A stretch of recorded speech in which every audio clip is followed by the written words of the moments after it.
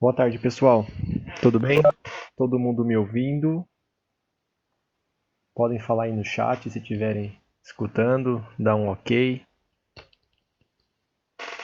Beleza. Deixa eu colocar minha imagem aqui também. Todo mundo me vendo?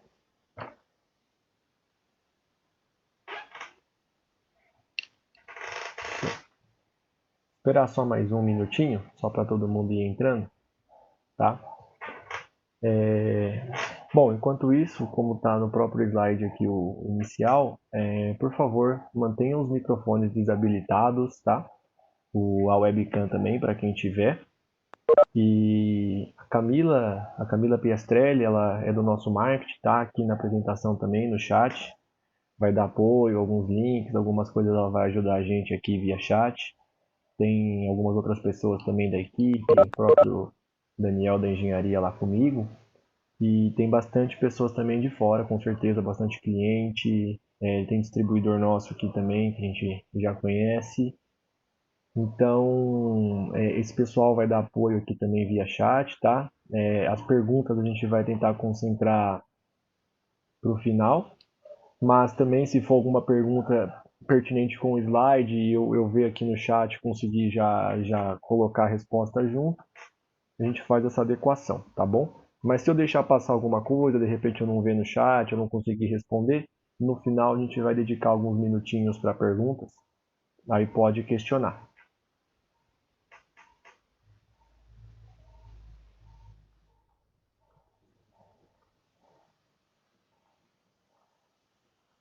A imagem vocês estão vendo também, né? Teve um rapaz aqui, o Silas, que ele não está vendo a imagem, mas vocês estão vendo o slide, seja bem-vindos, e vendo a minha cara aqui na cam. Beleza. Tá, a maioria está vendo então deve ser algo pontual. Bom, eu vou iniciar, então, já dando alguns recados. Primeiro que a gente vai deixar gravado, né, esse webinar e disponibilizar para vocês. Segundo, me apresentando, para quem não me conhece, né, eu vi que tem um pessoal aqui, tem o Laene da GMC, que também a gente já conversou bastante, mas para quem não me conhece, o meu nome é Ranon, eu sou engenheiro eletrônico, trabalho na Finder há 7 anos, no departamento de engenharia, suporte técnico, junto com o Daniel, que está aqui assistindo a gente também é engenheiro eletricista. E então, no que precisar para a gente de ajuda, suporte, é lá com a gente mesmo que fala, teste de produto, uma ou outra coisinha que a gente desenvolve aqui no Brasil também passa tudo por lá, tá bom? Inclusive essa parte de conteúdo, de treinamento, apresentação. Com relação à apresentação, eu vou começar agora, regulação térmica. Então, passar para o próximo slide. Regulação térmica em painéis elétricos.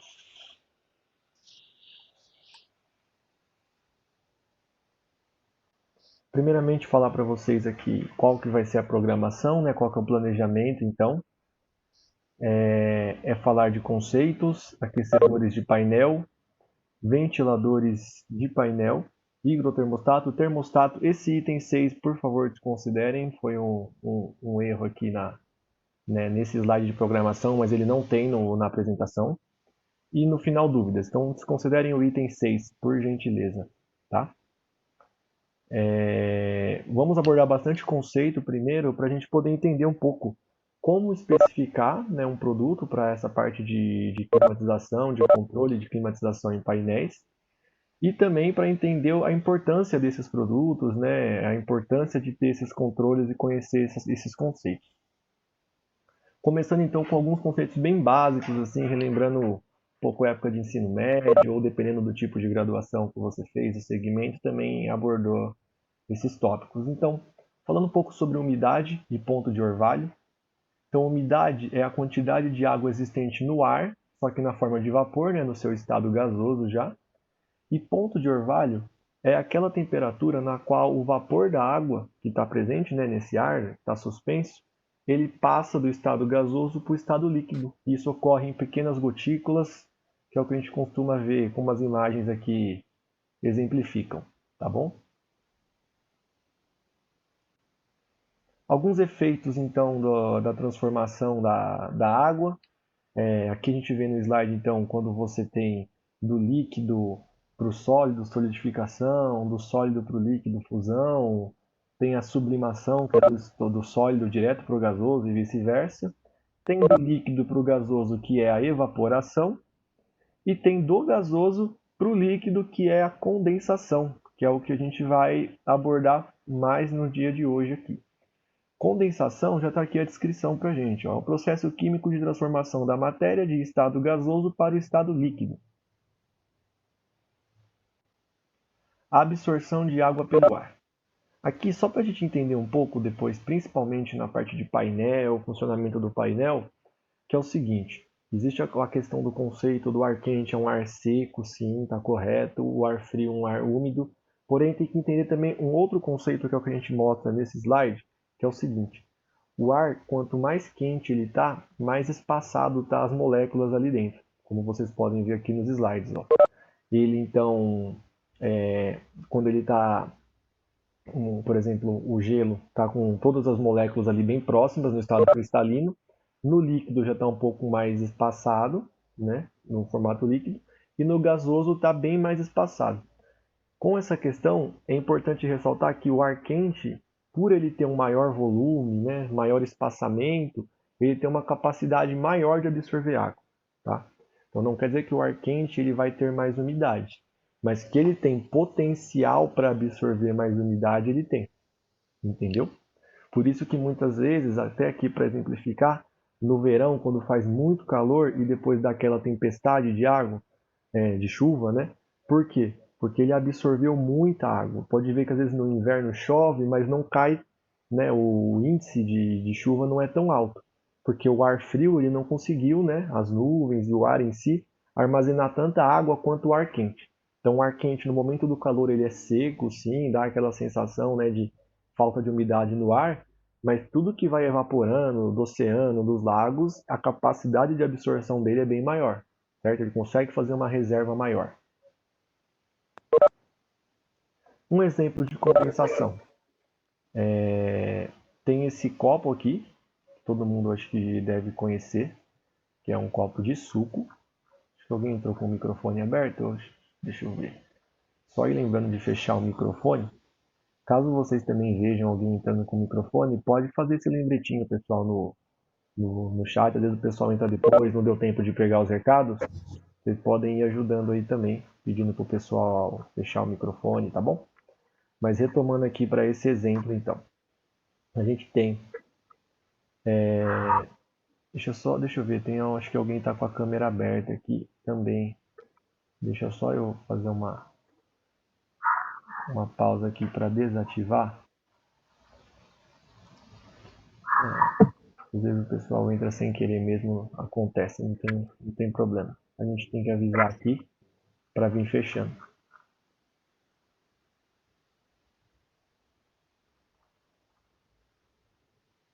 Acho que agora tudo certo. Tudo certo, Camila? Acho que sim, né? Acho que deu para fechar aqui.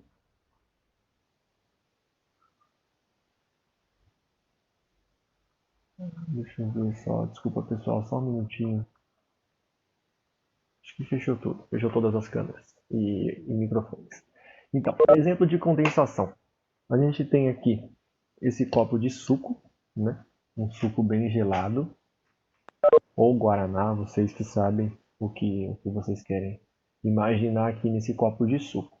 Ele é um exemplo da condensação, tá? Então, por quê? O líquido ali dentro está extremamente gelado, como vocês podem observar, e o ar em volta do vidro ele tá no estado gasoso, né? O líquido que tem esse ar, essa umidade está no estado gasoso, e no momento que ele se encontra, né, com essa superfície, que é o vidro, ele está numa temperatura mais fria e ocorre a condensação.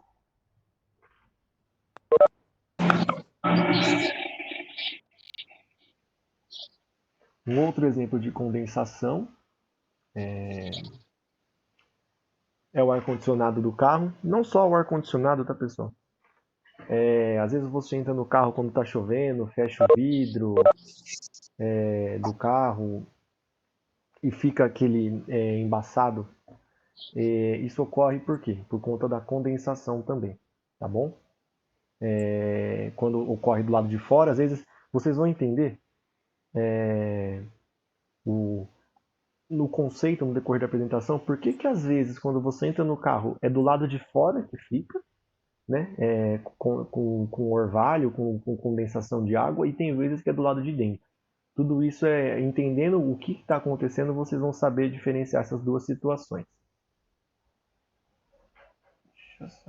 Minha câmera saiu aqui um pouquinho, pessoal, mas foi proposital, tá? Só para ajustar aqui. Falaram que tinham duas câmeras abertas, só para ver se tem mais alguma. Tá bom. Acho que fechou todas, né? Acredito que sim. Aí se você... beleza. Então vamos lá. Deixa eu abrir aqui a minha também. Opa, prontinho. Então esses são alguns exemplos de condensação. Por que que ocorre, então, essa condensação? Basicamente, ela é a diferença de temperatura da área interna para a área externa junto com a alta umidade. Isso acontece no carro, então acontece a condensação no vidro por conta da diferença do ar de fora com o ar de dentro, junto com a umidade. No copo de suco, por conta também da temperatura do líquido que está interno, a temperatura do ar que está externo e a umidade. Então vai ter sempre essa relação com a temperatura interna e externa junto com a umidade. É isso que faz o efeito de condensação. Tá?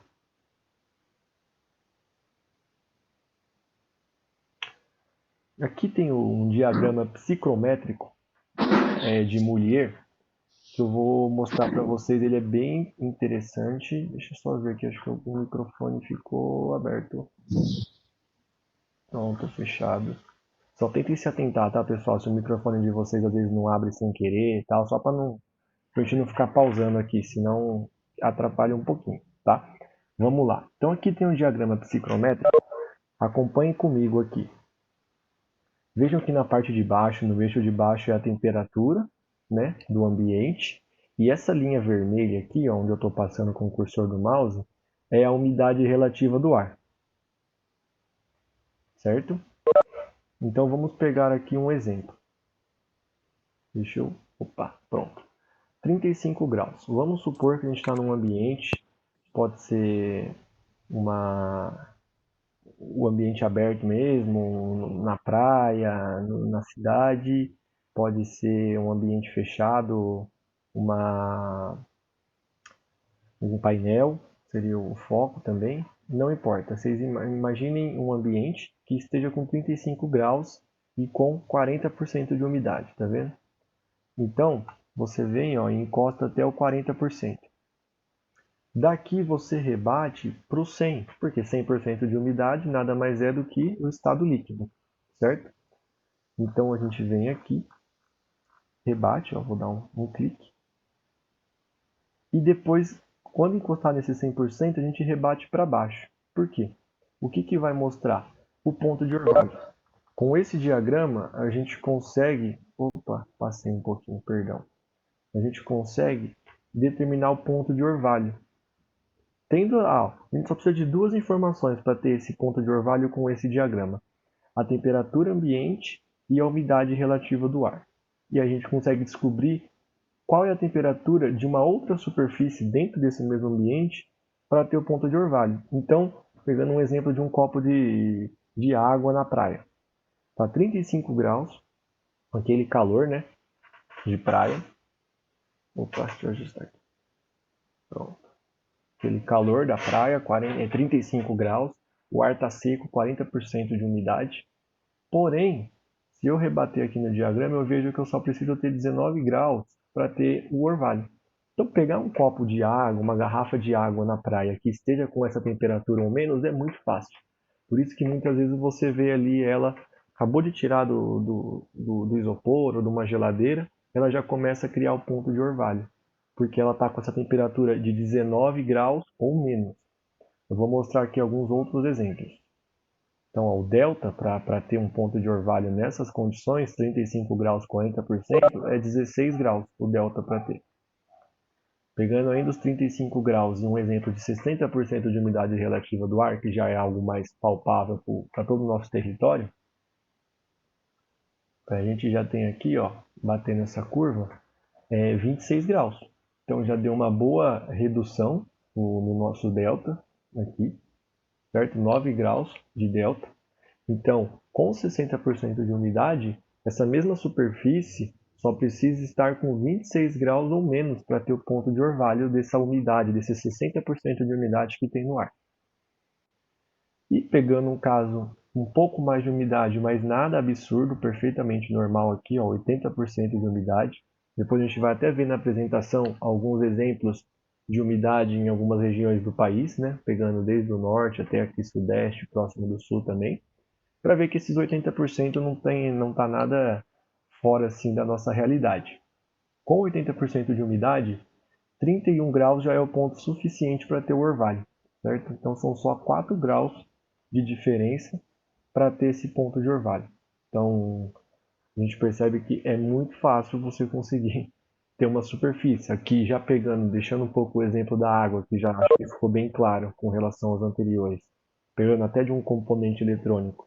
Imagina você numa situação, num ambiente, num painel que tenha 35 graus de temperatura e 80% de umidade, você ter 4 graus a menos de temperatura ali é bem simples. Basta pegar uma superfície metálica, um dissipador, qualquer parte metálica de um componente eletrônico, ele já pode estar com uma temperatura de 31 graus ou menos. E aí você ter esse ponto de orvalho por conta daquele princípio que a gente falou no início já da apresentação, né? Que você precisa ter diferença de temperatura e umidade. Diferença de temperatura são esses deltas que a gente está mostrando aqui nesse diagrama, e umidade é em função da umidade relativa do ar. Se você tiver 0% de umidade, não vai ter ponto de orvalho, mas aí é um ambiente também impossível, né? Praticamente assim. Aqui é um exemplo, então, dessas três situações. A gente considera o que, então? Que quando a umidade relativa está abaixo de 60, a condensação é baixa. E quando a umidade relativa está acima de 65, é uma alta condensação. Então é rápido esse fenômeno do ponto de orvalho. Conclusões que dá para a gente tomar com relação ao que foi dito até agora. Que quando o ar esquenta, a umidade relativa diminui. Que quando o ar esfria, a umidade relativa aumenta. E quando o ar esfria abaixo do ponto de orvalho, a água condensa. Certo? Pegando aqui alguns normais climatológicos de Manaus, por exemplo, de 1961 a 1990, a gente consegue perceber aqui alguns dados interessantes, tá? A gente vai comentar eles só porque é legal de perceber, ó. No eixo de baixo, a gente tem os meses do ano, e aqui no eixo Y, né, no eixo vertical, a umidade relativa do ar. Verde, essa linha verde é meio-dia, a linha azul é 18 horas e a linha vermelha é 24 horas, né, meia-noite. Podem ver que a umidade, pelo menos aqui em Manaus, né, pegando o exemplo de Manaus, ela é maior ao meio-dia e à meia-noite, às 18 horas não tanto, talvez porque já tenha chovido, entendeu? Por isso que ela tem essa redução. E percebam que ela tem assim, ó, ela mantém um nível de janeiro até mais ou menos abril. Depois ela tem uma queda ali um pouco na umidade, né, nos meses de inverno. E a partir de outubro ela começa a retomar e estabilizar, certo?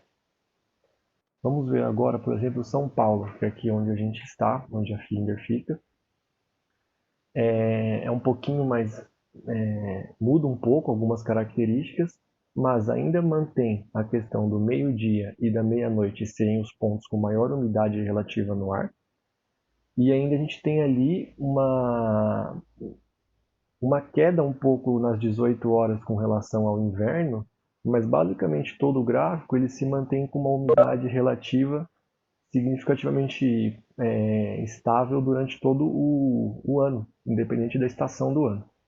E podem ver ó, que assim como Manaus, que todo mundo pensa ser o lugar mais úmido só, né, do país, e que o que não é Manaus não está úmido, pelo contrário, ó, a gente pode ver que sim, os índices de Manaus são altos, mas São Paulo mantém ali no começo, ao meio-dia e à meia-noite, bons índices aqui de umidade, ó, de 85 a 90% de umidade, aproximadamente.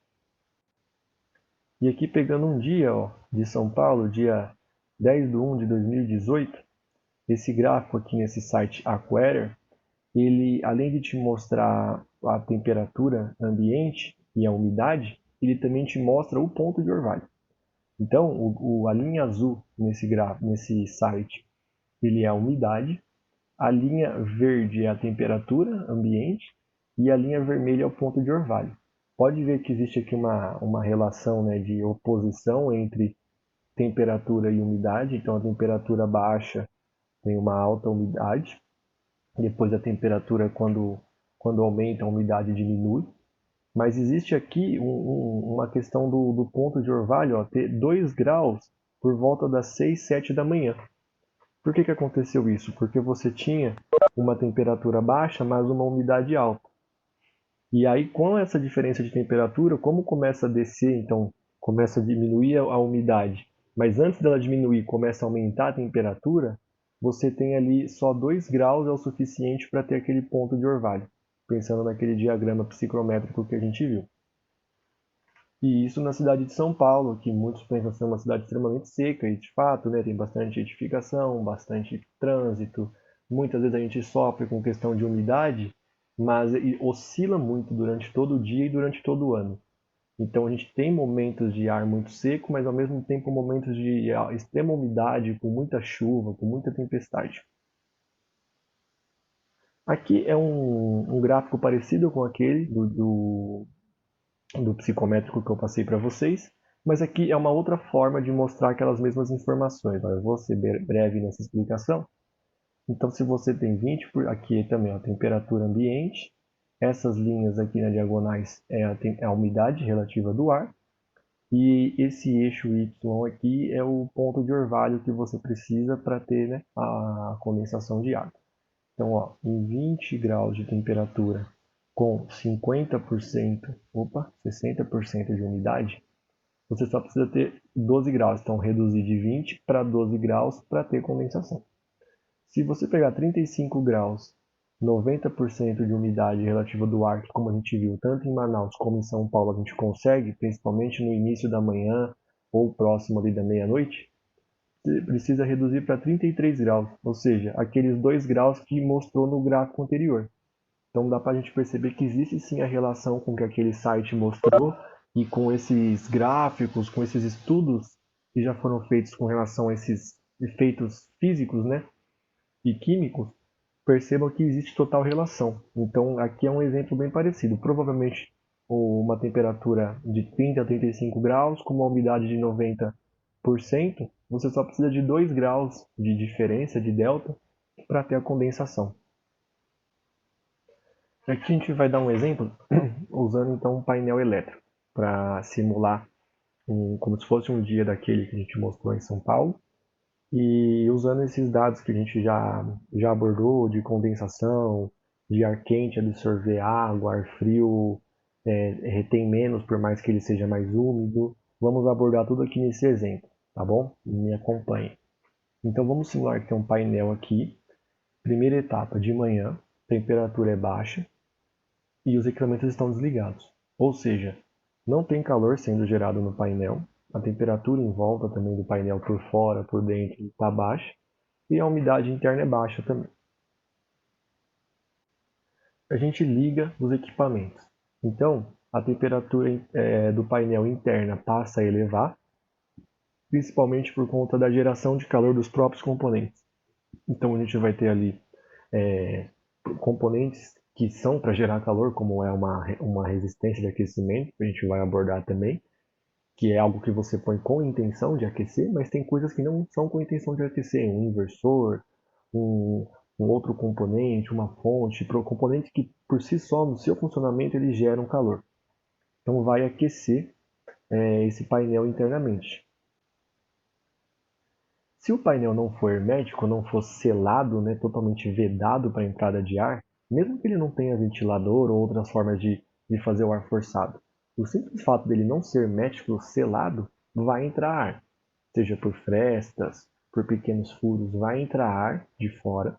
E esse ar de fora, ele vai ter a umidade. Porque o ar de dentro, por estar seco, por estar com aquele calor, ele não tem umidade, mas ele está extremamente quente, expandido.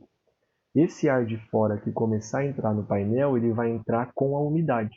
E esse ar de dentro vai conseguir absorver essa umidade com maior facilidade, porque ele está expandido, certo?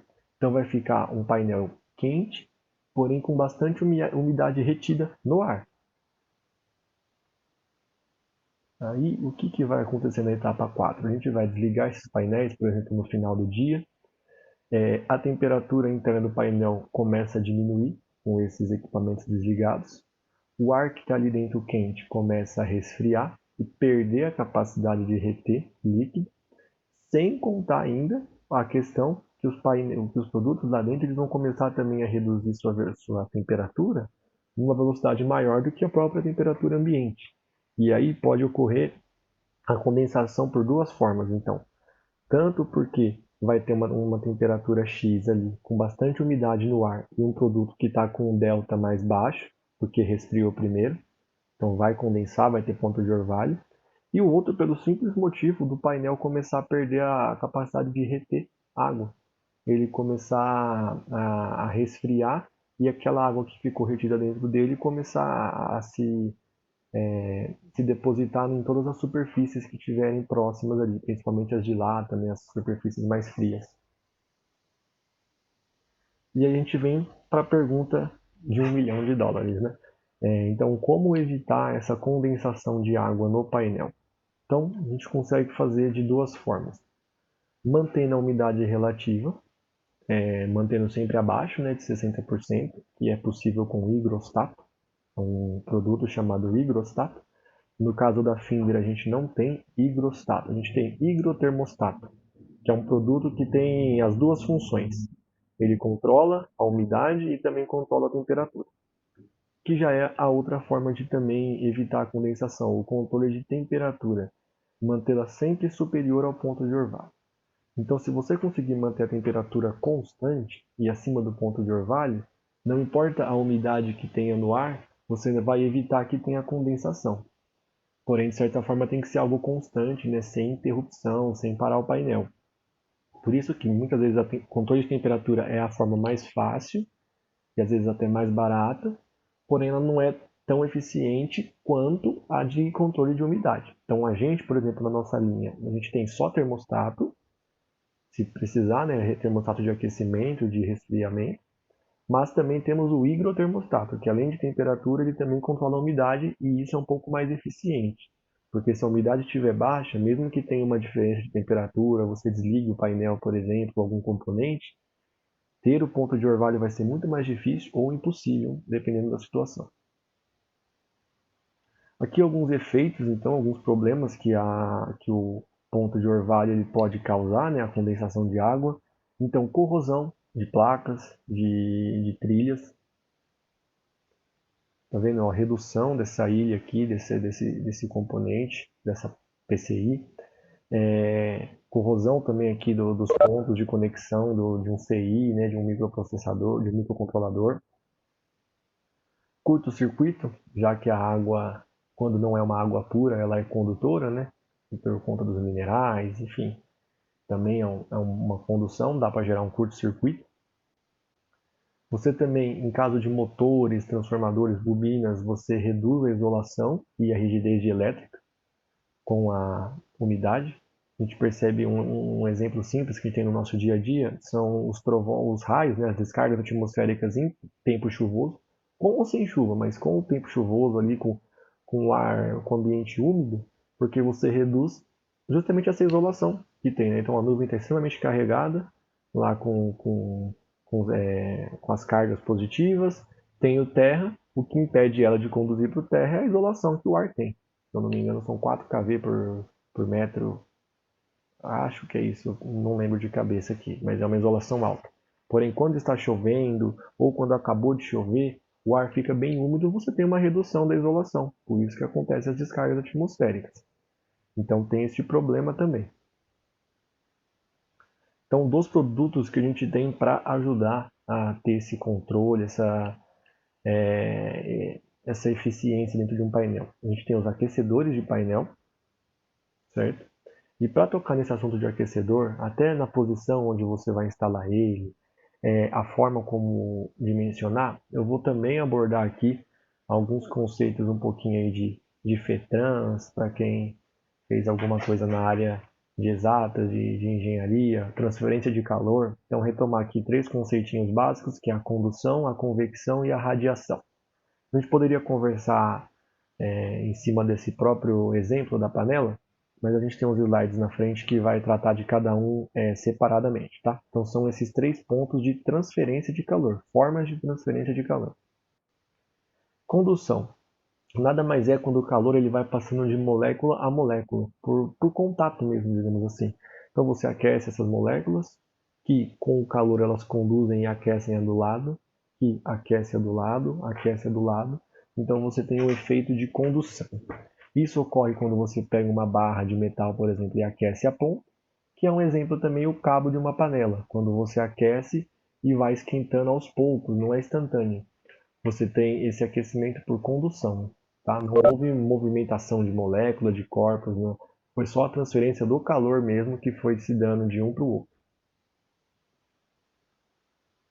Temos a convecção, desculpa, que é usado em fluidos, né? Então seriam líquidos e gases, mas como no nosso dia a dia são os gases, que é na geladeira.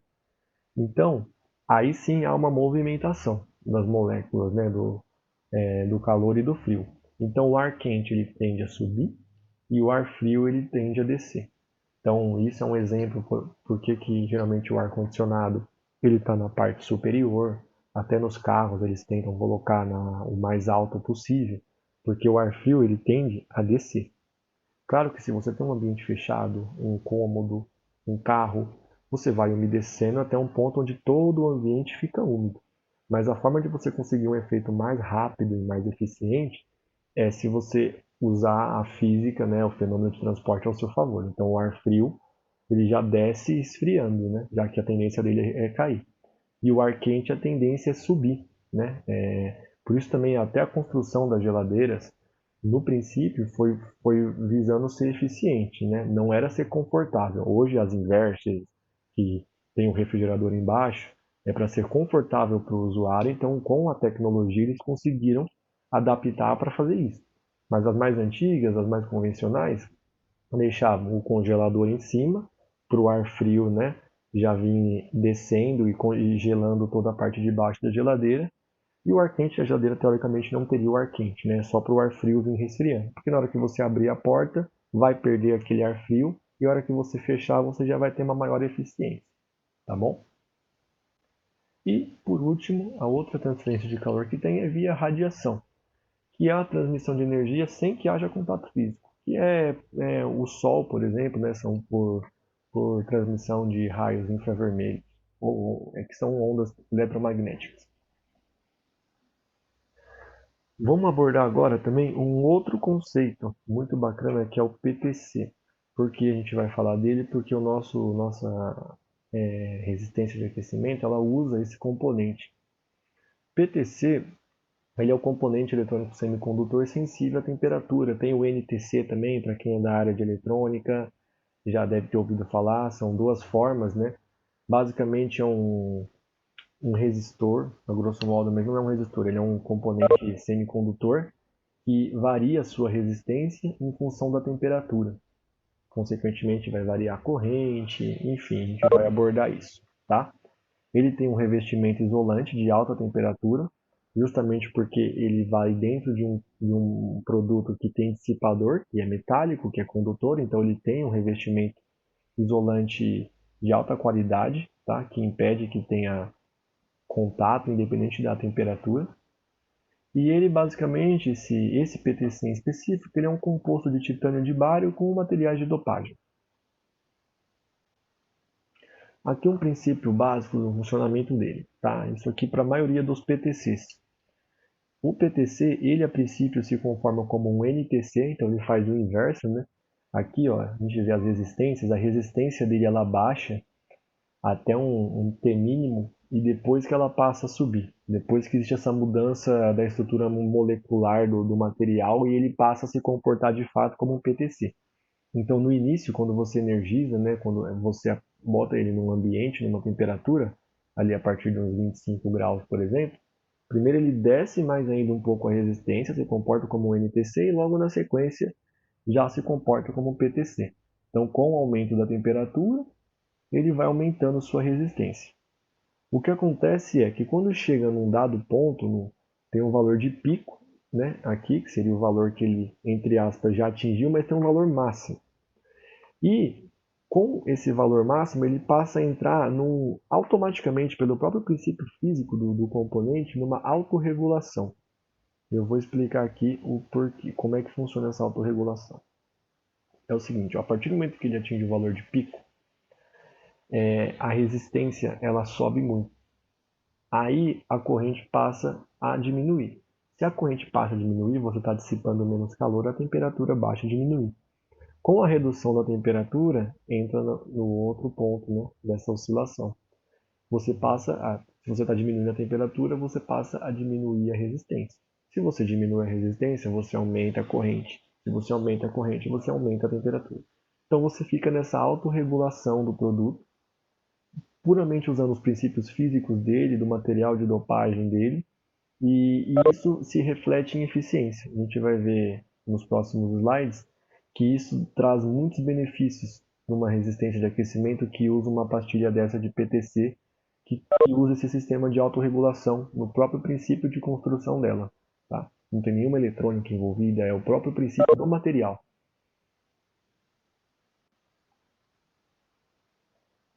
Falar um pouquinho aqui das diferenças entre uma resistência convencional e um aquecedor que utiliza esse tipo de pastilha, pastilha PTC. Então, uma resistência convencional, a potência é constante, independente da temperatura.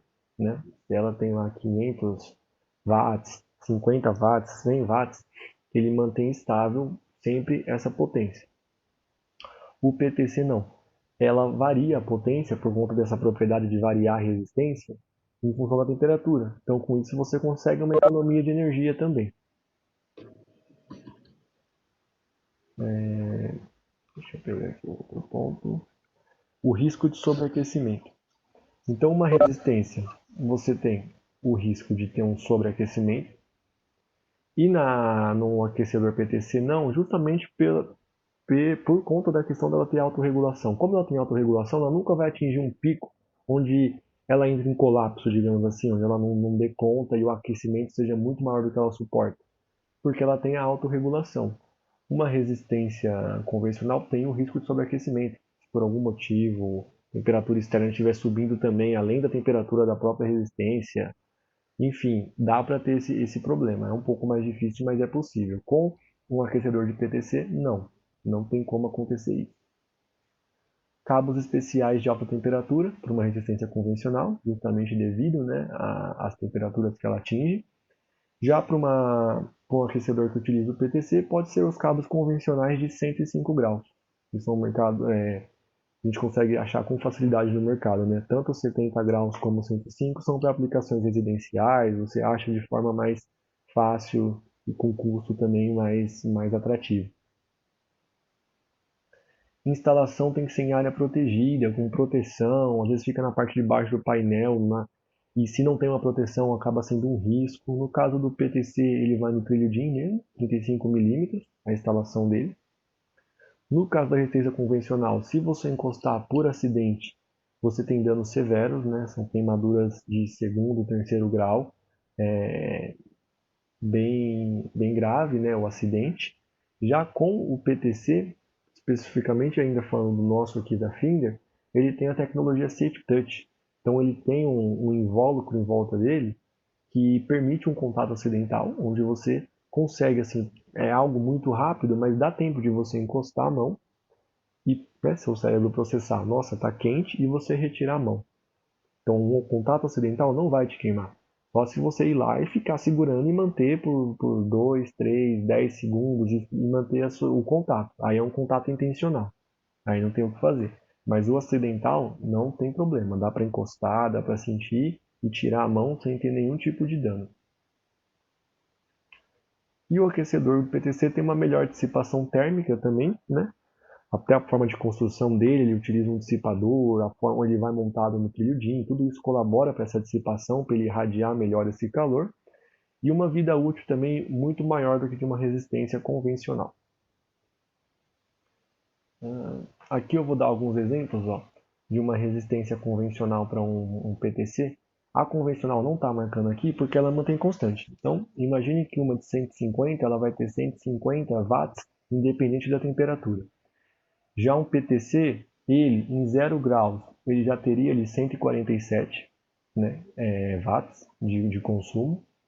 Em 20 graus, 132 e em 40 graus, 119.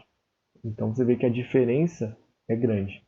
Tudo bem, vamos pegar aqui, ó, exemplo, só para a gente não falar também que, nossa, até 0 graus nosso produto consome menos. Vou pegar os outros dois exemplos, ó, 100 watts em 0, o nosso consome 102, porém quando chega lá em 40 graus, 85, e 50 watts, uma resistência de 50 watts, a 0 graus consome 55, a 20, 50, então fica equiparado, né? Equilibrado, e a 40 graus, 44.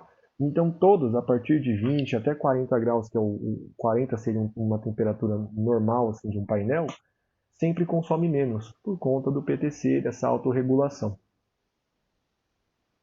E aqui a gente dá um exemplo, então, de toda a potência consumida e o que você economizaria. Então, partindo de 0 até os 40 graus ali no painel, aí o seu termostato vai desligar e ligar a resistência, o seu hidrotermostato, enfim, você tem ali, ó, a parte verde é a que ambos gastariam, tanto um aquecedor de PTC como um convencional. Porém, o convencional tem essa parte aqui a mais que ele gasta, que um PTC não gasta. E pegando só a temperatura final aqui, você já tem uma diferença de 31 watts. Então tudo isso aqui, né, é a economia que você tem, toda essa área nessa cor bege aqui mais ou menos, é uma economia de energia. E nesse ponto de 40 graus, esses 31 watts de um universo de 150 watts é 31 watts de economia pelo simples fato de ser um PTC, de ter uma autorregulação. Aqui eu mostro alguns componentes que a gente tem, então, nossos produtos. A gente tem resistência, o código inicial ele é o mesmo, tá vendo? 7H5100230, e o que muda é o final, que é a potência. Então, de 25 watts, 50 watts, 100 watts, 150 watts, tá? Algumas características básicas aqui, a alimentação é de 110 a 230 ACDC. Tem os dissipadores de alumínio e a carcaça plástica, né, que ajuda na dissipação, esse dissipador, né, ajuda a passar o ar quente para todo o painel.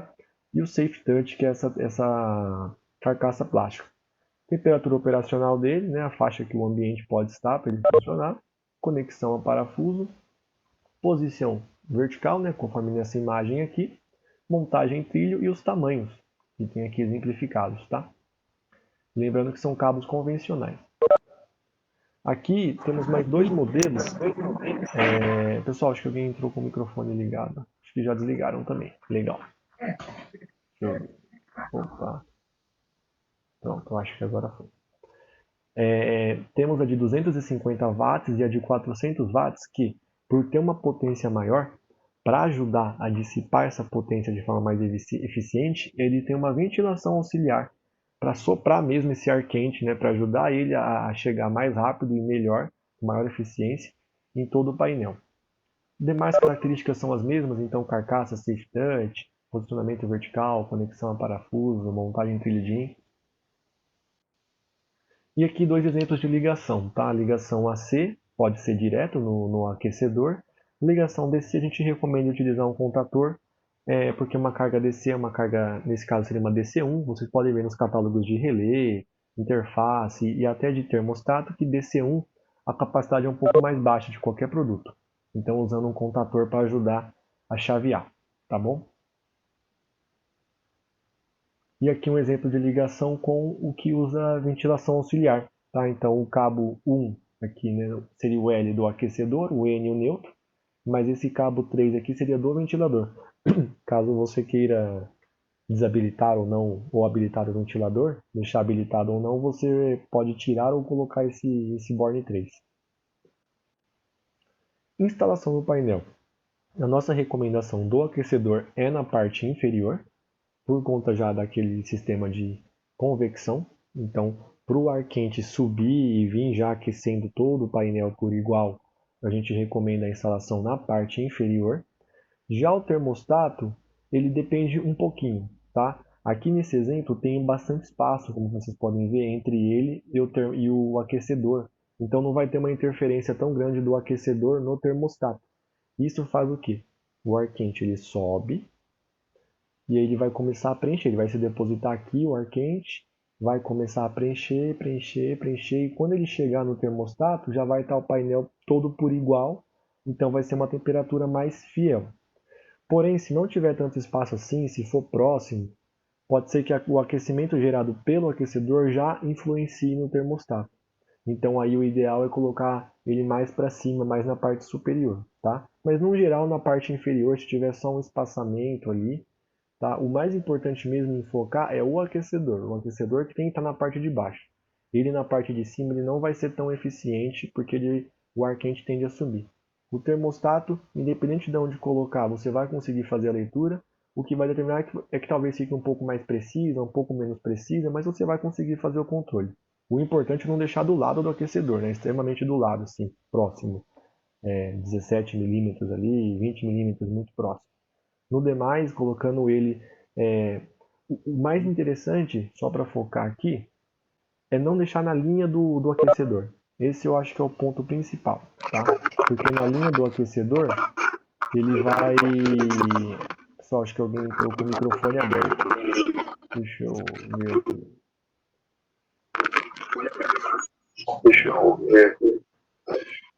Deixa eu ver, acho que fechou. Beleza. Então aqui, ó, se você colocar na linha do aquecedor, assim que esse ar quente subir, que é a primeira coisa que ele vai fazer, já vai atingir o termostato. Então, independente se vai ficar em cima, no meio ou embaixo, o mais importante é não ficar na linha do aquecedor. Tá? Imagine o princípio físico, o ar quente subindo, então você não deixa o aquecedor ali. Você deixa ele deslocado, nesse caso aqui para cá, né? O cálculo, para você ter saber qual que é a potência, que a gente viu ali, tem de 25, tem de 50, tem de 100 watts, de 150, como calcular? O cálculo ele leva em conta alguns fatores. Dimensões do painel, o tipo de instalação, né? Aqui tem os exemplos de tipo de instalação, se ele vai estar isolado, se ele vai estar isolado encostado numa parede, se ele vai estar do lado de um outro painel, se ele vai estar entre dois painéis aqui. E também o material do painel. São três coisas ali, três fatores importantes para se levar em conta. E aí o que é utilizado também, além do tipo do painel, da chapa? A dissipação dos componentes internos. Então, quanto maior a dissipação, né, dos componentes, quanto mais componentes você tem, ou maior a dissipação dos que tem, menor é a potência que você precisa, porque você já tem ali os seus componentes gerando calor. E a diferença de temperatura com o ambiente também. Quanto maior a diferença de temperatura da parte interna do painel com a parte externa, maior é a potência do aquecedor. Então, às vezes, se o painel vai ficar num ambiente que é refrigerado, mas o painel em si não tem ar-condicionado, mas o ambiente é refrigerado, é mais frio, a diferença de dentro para fora vai ser muito grande. Então, tem de novo aquela questão do ar de dentro quente conseguir absorver essa umidade do ar de fora e depois você tem um problema de orvalho, né, de ponto de orvalho. Então, também necessita de uma potência de aquecimento maior nesse tipo de caso. Felizmente, a gente tem uma calculadora para você colocar as informações e já descobrir qual produto que você precisa, tá? Aqui, ó, vou mostrar para vocês, é bem simples. A Camila vai colocar para vocês no chat qual que é o link para ter acesso a essa tabela nossa de climatização. Ela funciona tanto para aquecedor como para ventilador. A gente não abordou o ventilador ainda, vai ser logo na sequência, mas vai servir também, ó. Pode ver que o que está em azul é o que você preenche. Então você coloca a altura, largura e profundidade do painel. O tipo vai ter as opções ali para você, tá? Se ele é isolado, vai ter todos esses tipos que estão mostrando aqui, vai aparecer para você. Vai ter as opções, se é chapa de aço, aço inoxidável, vai ter as opções, você seleciona. Aqui você diz a temperatura ambiente mínima que vai ter fora do painel, né? E qual a temperatura que você deseja dentro do painel, estabilizada. E, por último, a potência que você tem dissipada dos seus componentes lá dentro. Todos os componentes que você tem, qual que é a potência dissipada. Ele vai te dizer qual o aquecedor e o ventilador, ou se for uma situação onde os seus componentes já geram calor suficiente, ele não vai te indicar aquecedor, vai ter um tracinho, mas ele vai te indicar o ventilador. E vai te dar as opções aqui do 230, né? Mas você vai especificar no momento da compra se é 110, 230. No caso do ventilador, o aquecedor ele é os dois, né? O range é de 110 a 230. Ou 24 volts, às vezes você quer alimentar ele com uma fonte DC, também tem essa opção. Ele te dá as duas opções em função do fluxo de ar do ventilador, tá? Então é bem simples a calculadora. São esses campos que está em azul aqui que você preenche e ele te recomenda os produtos. Ventilador de painel. Opa. Nossa linha 7F de ventiladores de painel. A linha agora que a gente falou de aquecedor é a 7H, tá? Só para reforçar. E agora a 7F. Então, tem muitos componentes no painel que geram calor. Você tem o transformador, inversor de frequência, reatores, fonte de alimentação, contator. E quanto maior a potência desses equipamentos, maior é a geração de calor. Problemas de uma alta temperatura. Já falamos do problema da umidade, né? De uma alta umidade. Vamos falar um pouquinho agora de problema de uma alta temperatura no painel. O que você pode ter? Mau funcionamento de equipamentos eletrônicos mais sensíveis à temperatura.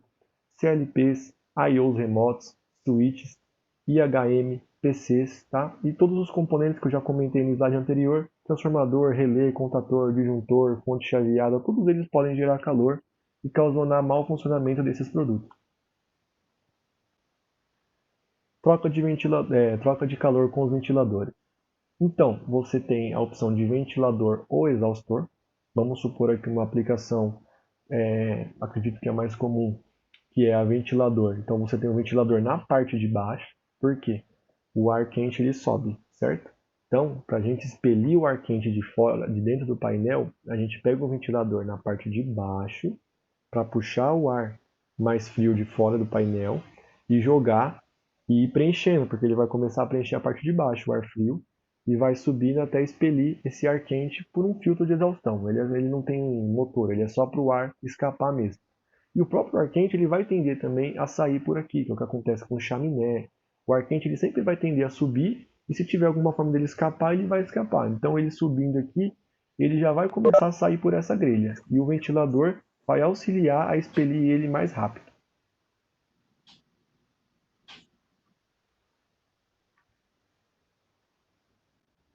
Instalação dos ventiladores, como fazer? Sempre que fosse possível o invólucro completamente fechado, né, para você ter um direcionamento mais correto do ar. Entrada do ar pela parte inferior e saída pela parte superior. Então, se for ventilador, para o ar entrar, né, ele ventila, ele vai mandar o ar para dentro, ele é na parte inferior. Se for usar um exaustor, é na parte de cima. Vocês podem associar com cozinha mesmo. Cozinha, o exaustor ele fica na onde? Sempre na parte de cima, certo?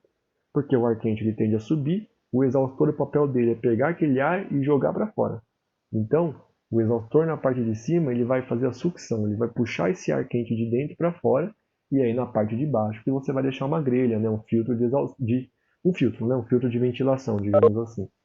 O importante é manter sempre isso. Com relação ao lado, não tem problema. Tem pessoas que usam de um lado o ventilador e o exaustor e a grelha, né, do outro, ou o exaustor de um lado e a grelha de ventilação do outro. Isso não é muito um problema. O ideal é manter só essa lógica mesmo de exaustor em cima e ventilador embaixo.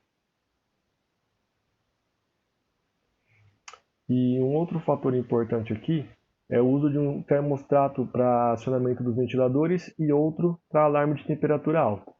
Então, sempre que possível, você vai deixar um termostato, por exemplo, para ligar o ventilador, mas pode ser que esse ventilador não dê conta. E uma alta temperatura ela pode ser muito perigosa também no painel. principalmente num curto período de tempo até. A umidade ela vai causar danos de médio prazo. Então vai começar a corroer, vai começar a reduzir a isolação. O calor ele já é um dano um pouco mais rápido. Então é interessante que você tenha, além de um dispositivo, no caso um termostato, que vai acionar o ventilador, ter um outro, caso a temperatura fique muito alta, para de repente desligar os componentes, acionar um alarme, enfim, pelo menos você ter essa sinalização de que está ocorrendo um problema, certo? De que está acontecendo alguma anomalia dentro do painel. Vantagens dos ventiladores, né? É o investimento inicial menor, instalação é simples e rápida de um ventilador, baixo custo de manutenção e rápida manutenção de um ventilador e o baixo consumo de energia também. Características, vou tentar ser breve aqui também, tá pessoal, para a gente poder avançar. Tem as opções de 24 volts DC, 120 ou 230 AC, baixo nível de ruído. Aqui tem os tamanhos ó, nesses slides, então temos do tamanho 1 ao 5 e tem aqui então o rasgo que seria no painel para colocar esses ventiladores. Grau de proteção IP54, economia de tempo na instalação e manutenção. Essa lingueta aqui permite que você tire e faça a troca do filtro de forma bem mais rápida e simples, não precisa desparafusar, desencaixar nada. É só apertar a travinha ali, você faz a troca do filtro. Tem as opções de volume de ar de 14 até 470 metros cúbicos por hora, tá? Lembrando sempre que esses valores, os nominais que são dados de todos os ventiladores dos fabricantes, é sempre levando em conta sem esse aqui, ó, o fluxo livre, sem o filtro de exaustão no painel instalado. Então, você sempre vai ter essas duas informações, ou pelo menos é para ter na maioria dos fabricantes. No nosso caso, a gente tem, que é o volume de ar daquele ventilador com fluxo livre, sem né, o filtro, ou com filtro, tem também já ali o valor desse fluxo de ar, tá? Ó, a Camila ela disponibilizou aqui no chat a calculadora de climatização, tá, pessoal? Para vocês conseguirem acessar, ela ajuda a dimensionar o tipo de ventilador e o tipo de aquecedor de painel e já dá o nosso código Finger, né, para ficar até mais fácil de vocês conseguirem encontrar, cotar. Temos distribuidores aqui assistindo com a gente também, eles que vão atender vocês também na maioria das vezes, tá? Aqui os tipos que a gente tem, então. A nossa linha ela vem tendo algumas mudanças com questão visual, umas melhorias, né, uns facelift, digamos assim. Então, do nosso tamanho do 2 né, até o 4, perdão, do 1 ao 4, ele já foi todo trocado, já está com esse novo design. Só a linha, o tamanho 5, que ainda a gente está com esse que é o atual, né, o nosso atual, esse daqui já é o novo. Mas em breve também a gente vai migrar também para o mesmo padrão, para ficar todos com essa mesma carinha, digamos assim. Filtro de exaustão. Então também tem a opção de comprar só o filtro, né, para colocar na parte de cima ou na parte de baixo do painel. Já aproveitando aqui, pessoal, só que eu pegando a deixa aqui do chat, que a Camila está comentando com vocês, do nosso grupo no Telegram. Então a Finder, ela criou o Telegram, né? Nessa última semana que passou, a gente entrou no Telegram. Está crescendo bastante nossa comunidade lá dentro, né? De membros. Então, entra lá depois que acabar. Depois no final eu vou dar uns recadinhos, falar das nossas redes sociais, Instagram, YouTube, LinkedIn. Mas só para aproveitar o gancho aqui, já falar do Telegram. Entrem lá, tá bom? É muito bacana mesmo. Vai ter bastante conteúdo. Já tem, vai ter bem mais, pode ter certeza. Então aqui, como eu tinha comentado, a substituição do filtro é fácil, é soltando essa lingueta aqui ó, na grade frontal. Ele já abre, não desencaixa, ele fica preso, ele faz uma espécie de uma dobradiça aqui e você consegue fazer a troca do filtro. E a conexão da alimentação e do terra aqui é tudo via push-in também para facilitar. Tudo para ficar mais rápido e mais prático e seguro, tanto a instalação quanto a manutenção. A gente tem também modelos para aplicações específicas com filtro EMC, por exemplo. O que é EMC? É a compatibilidade eletromagnética, né? A sigla que está em inglês, mas traduzindo ela para o português, só muda a ordem ali das coisinhas, é compatibilidade eletromagnética. Então, quando você tem um painel EMC, ele geralmente ele tem toda uma vedação, ou para não receber influência, né, influência do ambiente externo de radiação, de ondas eletromagnéticas, ou o contrário. Ele, como dentro dele existem produtos que geram esses ruídos, essas ondas eletromagnéticas, ele é blindado para evitar que isso se espalhe para os ambientes que tem no entorno, numa sala, por exemplo. Então pode ser qualquer um dos casos. O importante é não deixar passar essas ondas, esses ruídos. E o que acontece? Geralmente usando a parte metálica do painel, é como se ele fosse todo selado. E se você faz um rasgo num painel desse, né, com toda essa compatibilidade, todo esse estudo que foi feito, e coloca um rasgo e um componente plástico, por ali vai escapar essas ondas, vão entrar esses ruídos, esses fenômenos eletromagnéticos. Então a gente tem ventiladores, né, com a pintura metalizada, para fazer uma espécie de uma condução, mesmo com a chapa do painel, como se fosse tudo uma coisa só.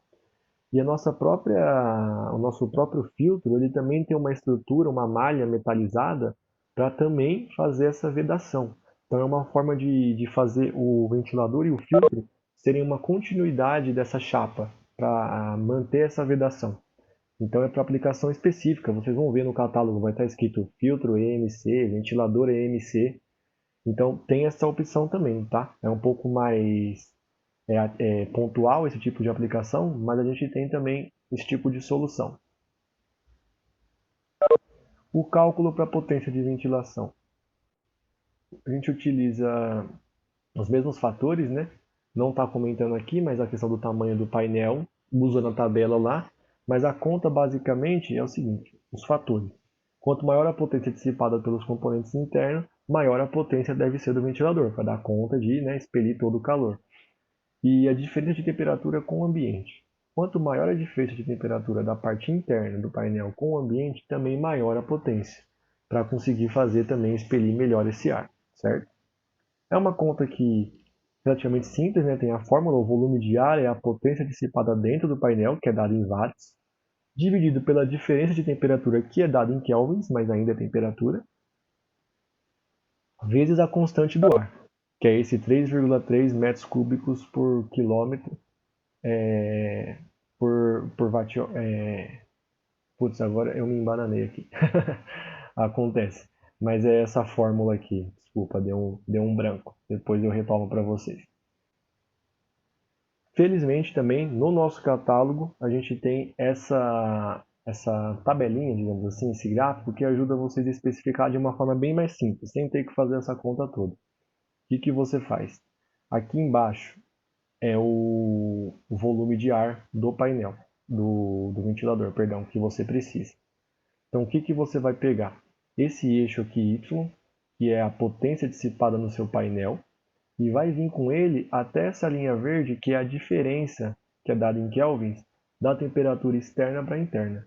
Então, no exemplo que foi dado aqui, ó, o painel onde vai ser instalado, ele dissipa 500 watts de potência, e a diferença da temperatura interna para externa é de 20 graus, né? 20 kelvins é dado aqui. Então você joga para baixo e descobre que você precisaria de um ventilador ali de quase 80 metros cúbicos, né? Seria o valor. Então você já arredonda para o de cima, obviamente, e já vai para o de 80. Então você sempre arredonda para o de cima, para o valor comercial de cima que você encontrar. Isso aqui tem no nosso catálogo 7F, tá? Dos nossos ventiladores. Depois que você passar os produtos e os filtros, na parte de conceitos do nosso catálogo, você encontra essa imagem aqui para auxiliar também na especificação. Porém, além disso, também temos a calculadora, que é a mesma, tá? É a calculadora de climatização. A Camila Piastrelli já colocou no chat o link para baixar essa tabela, essa planilha. E nela você preenche os dados, ela te informa já os dois produtos, tanto o aquecedor quanto o ventilador, tá bom? Então serve para os dois casos. No caso da climatização, você ainda tem aquele auxílio do catálogo também, se precisar, de forma mais rápida também. E agora vamos no componente que é extremamente importante, que é com relação à umidade. A gente falou bastante aqui de umidade do ar, E o higrotermostato é quem consegue, além de fazer o controle de temperatura que o termostato faz, fazer o controle de umidade. A nossa série 7T81. Então, basicamente, você faz o ajuste ali do produto, né? Qual que vai ser o valor de umidade que você quer. Tem a esterese, né? Que é aquele que ele nunca liga e desliga, ele nunca desliga no mesmo momento que ele liga. Isso para muitos produtos na eletrônica, fotoelétrico, entre relés de monitoramento, ele sempre tem um valor de desligamento diferente do valor que ele liga, que chama esterese. Então, bateu no valor de liga, ele vai fechar um contato, então, por exemplo, ligar uma resistência de aquecimento, já que a umidade bateu esse valor, né, para tentar reduzir. E aí depois, quando abaixar até essa esterese, que é um valor já fixo de catálogo, ele vai abrir esse contato e ele vai ficar fazendo esse ciclo, vai ficar fazendo esse ajuste. Isso torna mais eficiente. Você poderia deixar uma resistência ligada full time, só que aí você vai ter o gasto também daquela resistência, o desgaste dela, ligada 100% do tempo.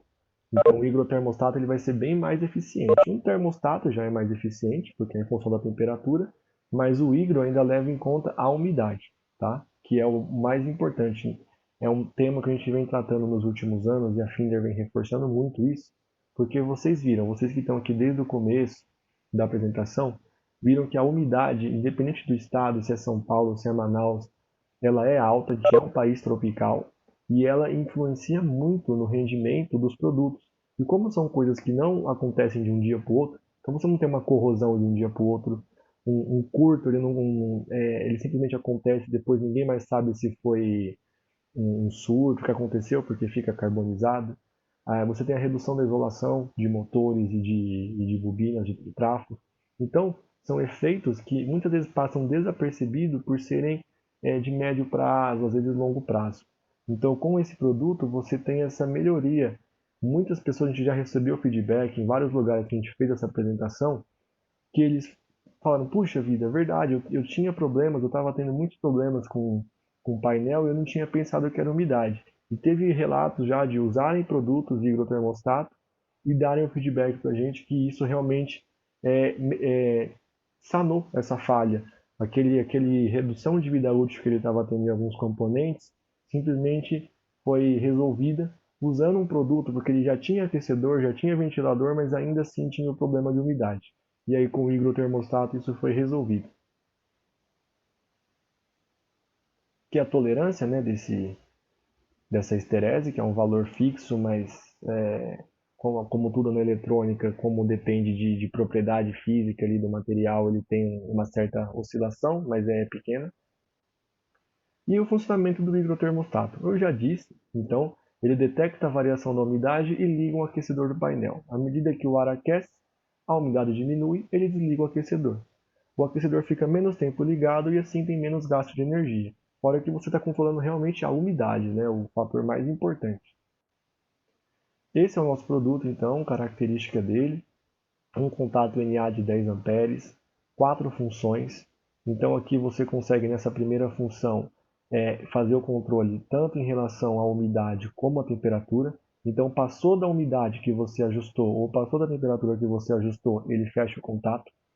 Esse outro, se passar da umidade que você ajustou ou ficar abaixo da temperatura que você ajustou, ele também fecha o contato, né, que seria basicamente uma inversão de lógica só na temperatura. Você pode fazer só também com relação à umidade, então acima da umidade ele fecha o contato, ou abaixo da umidade ele fecha. Também seria aqui uma opção de inversão de lógica, digamos assim. Tá? A faixa de controle dele de temperatura é de 10 a 60 graus e a de umidade de 50 a 90% de umidade relativa do ar é a faixa de controle dele. As dimensões, o produto bem de dimensões reduzidas, né, 17,5 mm de largura, tem LED de indicação de status, fixação de table DIN, tensão nominal de 110 a 230 CDC também, tá? Forma de ligar dele, o aquecedor ele pode ser ligado direto, né? Direto no contato do produto, você alimenta ele e liga o contato no aquecedor. E aqui eu vou falar agora um pouco só do termostato, que é um produto que a gente já tem também, que é de conhecimento de quase todo mundo que esteja aqui assistindo a gente já conhece, onde você tem geralmente dois, né? O de resfriamento, e o de aquecimento, onde basicamente muda a lógica. A gente, para facilitar, mudou também as cores dos knobs, né, dos trim pots de ajuste.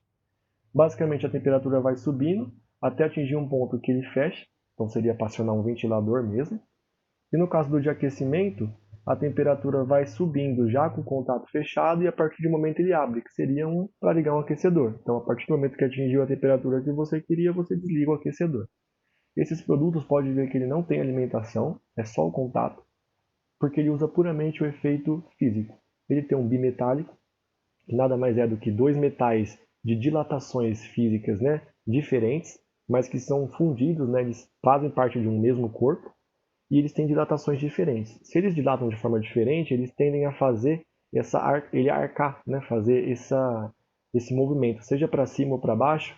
Como um dilata mais que o outro, ele faz esse movimento de fazer um arco, né, de arquear. E com esse movimento de arquear que ele consegue fechar ou abrir um contato.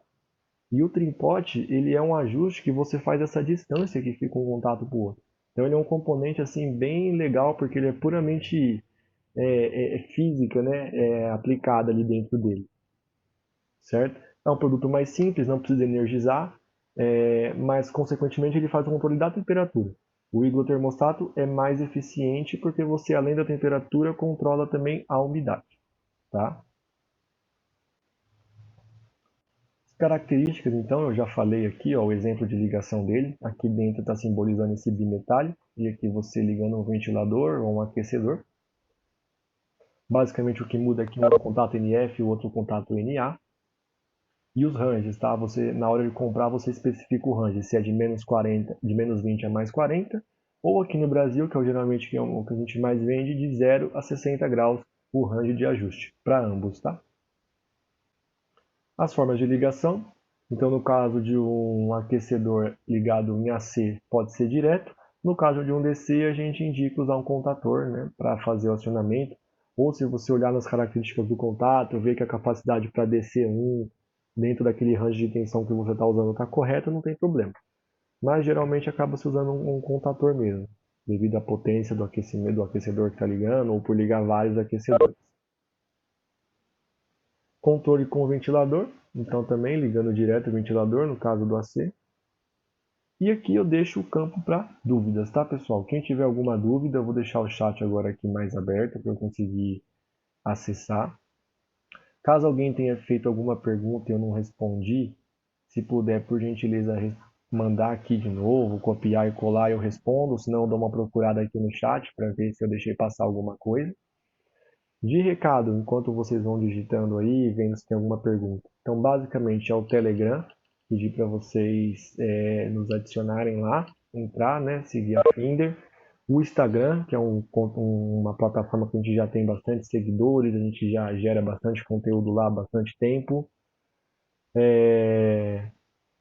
O, o LinkedIn também, YouTube, nossas redes sociais em geral, e a Camila aqui, Piastelli, também deixou os links aqui da planilha. Depois, qualquer coisa, se alguém não tiver, fala aqui que a gente manda de novo, tá bom? Eu vou ver as perguntas agora aqui. Ó, vamos ver o Bruno. Não sei se foi bem explicado, se foi explicado, né? Mas como estimar a temperatura interna de um painel? Ó, Bruno, aqui na verdade a temperatura interna ela é a desejada, tá? Tanto na nossa planilha você coloca a desejada. Então isso daí é quem está projetando o painel, geralmente em função dos componentes, vai dizer às vezes, se ele quer manter estável, porque depende do componente que você está usando, ele não pode trabalhar em temperatura muito baixa, ou em alguns, que é o caso de servidor, por exemplo, não pode trabalhar em temperatura alta, tem que ser em temperatura baixa. Então é em função disso que você vai dizer qual é a temperatura que você quer lá dentro. Eu quero estável 40 graus, eu quero estável 30 graus. Então não é, na verdade, estimar.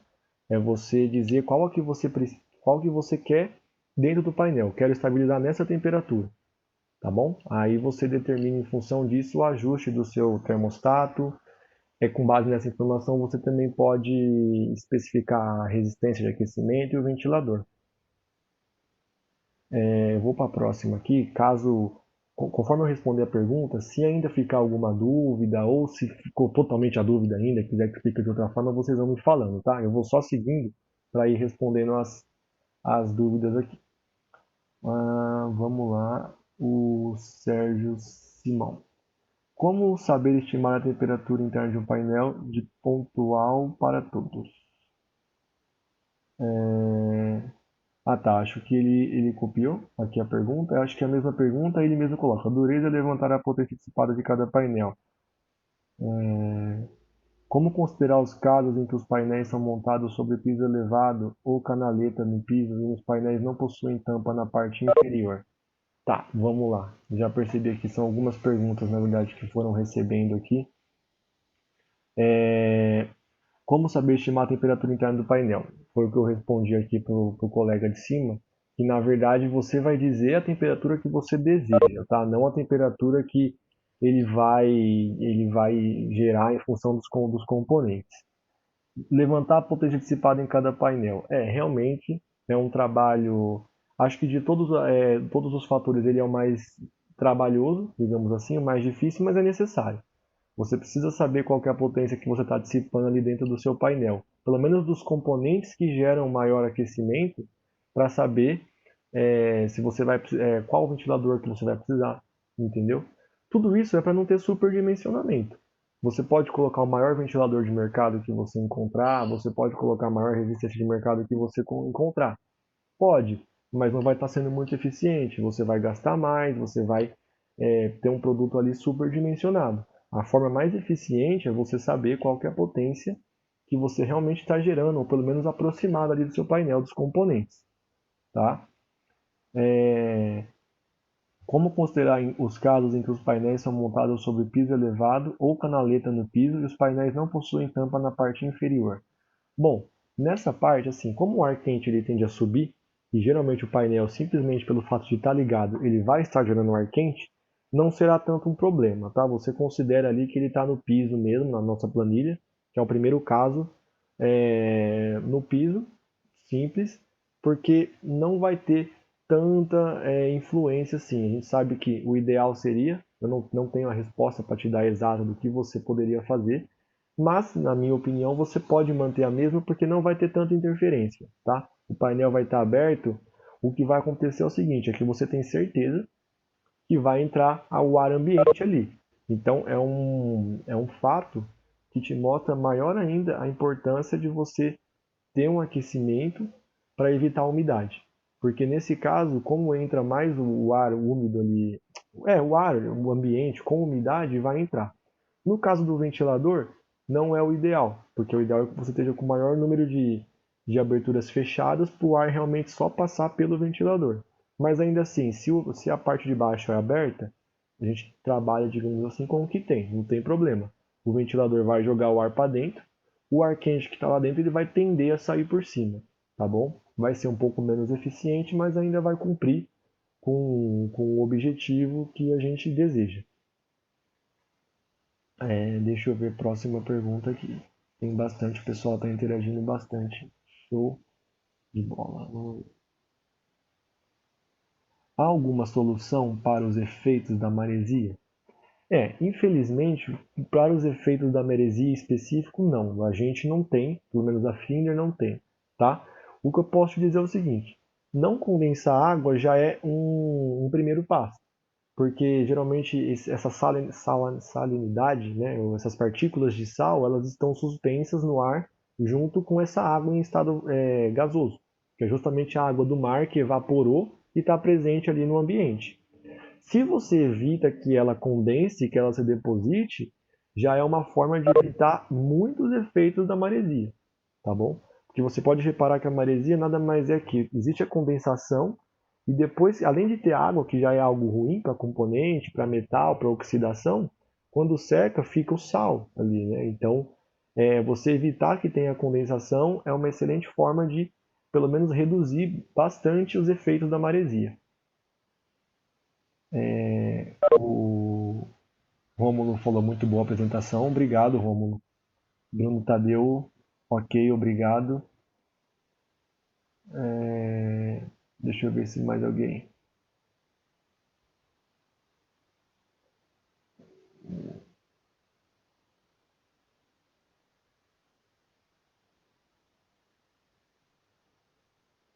Bom, o Paulo aqui comentou também que também tem a questão de pressão positiva, né? que é a tendência do próprio painel expelir essa temperatura, que ainda voltando na questão do painel sem a tampa na parte inferior. Então também tem a questão da pressão positiva, também muito bem lembrado pelo Paulo. E o Leal, ele perguntou se a gente trabalha com ar-condicionado de painel. Não, Leal, a gente não trabalha com ar-condicionado de painel, tá? A nossa linha para essa parte de climatização se resume nos aquecedores, ventiladores, termostato e higrotermostato, tá? O Sérgio falou muito objetivo e prática a sua apresentação. Obrigado, Sérgio. O Adriano também gostou bastante. Pessoal, eu agradeço bastante a atenção de todos vocês. Fico feliz que vocês tenham gostado. Espero que tenha acrescentado. A gente tentou, nessa apresentação, abordar muito mais conceito do que produto, porque a ideia é realmente dividir com vocês o que a gente sabe e ajudar vocês a especificar, certo? A gente sabe que a Finder é referência de qualidade, de suporte técnico, comercial. Então a gente não precisa ficar empurrando os produtos para vocês. A gente sabe que vocês gostam, vêm até a gente por conta dessas outras qualidades que a gente carrega no nosso nome nesses últimos 70 anos já de Finder, né? De fabricando produtos para chaveamento de carga e etc. Então, o objetivo nos nossos últimos webinars, live, é sempre compartilhar conhecimento. Claro que voltado para a nossa linha, ajudando a especificar para a nossa linha, mas com o objetivo principal de compartilhar conhecimento com vocês, tá? Eu agradeço a interação de todo mundo, as perguntas também. Deixa eu ver aqui se tem mais alguma. O Dev, eu posso fazer uma adaptação para painel em máquinas e equipamentos? Eu acho que sim, eu só não entendi muito bem. Não sei se tem algum complemento dessa pergunta. Se você pode fazer alguma adaptação com ventilador, só isso que eu não entendi muito bem, tá? Eu vou indo para outra aqui e você me fala mais dessa pergunta. O Silas, dentro de um painel de CFTV, o que poderia ser feito? Dentro do painel de CFTV, basicamente a ventilação, né, principal, tanto que o próprio DVR tem ali o cooler dele. Pode ver que o DVR geralmente ele tem também um direcionamento, ele tem um cooler de um lado para ventilar, para puxar o ar, e tem a outra saída para fazer esse ar sair dele. Dentro do painel você pode ainda colocar outro ventilador para ajudar a dissipar, até porque tem a fonte chaveada ali, gerando calor, né? Tem o próprio DVR, que querendo ou não também gera o calor. Então eu acredito que no caso de um DVR, claro que caso a caso, tá pessoal, sendo de forma bem genérica assim, mas para muitas aplicações eu acredito que só um ventilador mesmo, e aí tem a limitação do tamanho, né? Então como às vezes a sua caixa ali para colocar o seu rack de DVR, às vezes ele é pequeno, a limitação vai ser por dimensional mesmo do ventilador, né? Nem pelo fluxo de ar, tá? Pelo volume de ar dele. Eu vou aguardar aqui mais um pouco. Se alguém tiver mais pergunta, pode ir mandando, tá, pessoal? Se por acaso alguém já estiver saindo, alguns já saíram, que eu já vi aqui, podem ficar à vontade, tá? Só lembrando que essa apresentação vai ficar disponível lá no, para quem se cadastrou lá no site do webinar, vai ficar salvo lá para todo mundo. Caso vocês queiram também contatar a Finder, no nosso site tem lá o e-mail para contatar, né, para fazer pergunta. Pode chamar no WhatsApp, no direct do Instagram, no Telegram. Todas as redes a gente está sempre respondendo. Até pergunta de YouTube a gente responde também. Então a gente tem todo um trabalho para dar o melhor suporte possível para vocês. Tá bom? Obrigado, Antônio. Obrigado, Daniel, também. Pessoal, eu agradeço muito a presença de vocês e espero realmente que tenham gostado, tá? Eu vou esperar só mais 1 ou 2 minutinhos aqui e já vou encerrar a apresentação.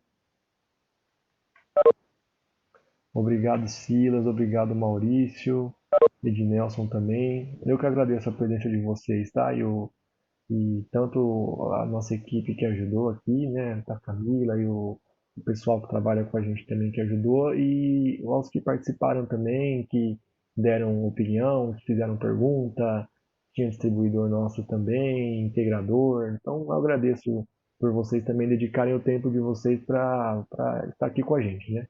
Com a Finder. A Ozil também, muito didático. Fico feliz que tenha sido didático. O objetivo foi esse, foi tentar ser o mais simples e direto possível, tá? Para ajudar vocês.